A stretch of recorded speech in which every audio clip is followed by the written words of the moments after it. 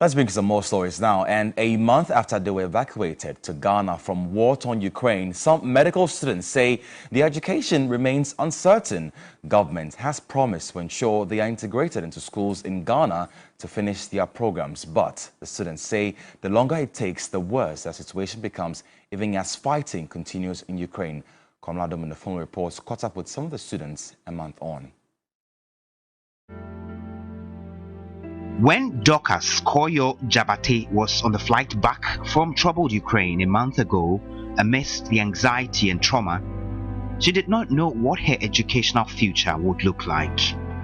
She is still yet to recover fully. Bit by bit, little by little, you can't hold on to it for a long time, so we have to just move forward. But for Dorcas, her school, the Sumi State University, has agreed to continue online teaching even as the Russian invasion of Ukraine continues. Okay, so for the physical rehabilitation, I think that for people with hypertension, they could have exercises more often. She joins the virtual class in the morning to catch up with lectures. But that has not been smooth. Please, can you hear me? I'm trying to answer, but I think you can't hear me. A lot has changed, to be honest. Time difference, internet and all of that. So with the time difference, we have classes by 8 a.m. Ukrainian time, but in Ghana it's 5 a.m. So you have to wake up early and then you have to start classes by 5, which is really hard. And sometimes internet breaches. You want to have class and the internet connection is really poor, so it's really a major problem. Dorcas, who is a level 400 student of medicine, tells me she has been lucky to secure a place at the Greater Accra Regional Hospital to do her clinicals. Many of her colleagues have been unable to. The clinicals in the first place is like practical aspects of the medical course, so you can have like a real knowledge on what you're actually learning, like putting it into practice. And the school writes the letter for you, then you send it to the hospital of your choice, then they enroll you to start it. But when we came here, because of the war, we were not given the letters, so we had to write the letters ourselves, and then I added documents showing that I studied in Ukraine. And then after that, we submitted them, then they reviewed and then go back to us.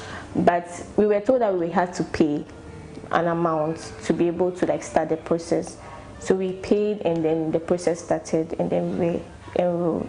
Some of them haven't been able to do the clinicals because people live far, people live near, monetary issues. Not everyone could afford to pay. Prince Danso Tinakwa is one of the students who has been unable to secure a facility for his clinicals because of the charges involved. I haven't been able to do that. It's because I have to pay, that's why I haven't been able to. If it's free, I would have done it. I know a few who have been able to successfully start, and even that one, they are paying it themselves. The ministry assured that they are going to do something about it by getting, placing us or making arrangements for a clinical rotation for students in the clinical year. So we are hoping to get a feedback too on that. There are many other students who find themselves in a similar situation, but with the setting up of a committee with a mandate to propose an integration plan by the Education Ministry, there is some hope for these students. I'm grateful for the openness of the Vice Chancellors and their willingness to have a way of getting them back in.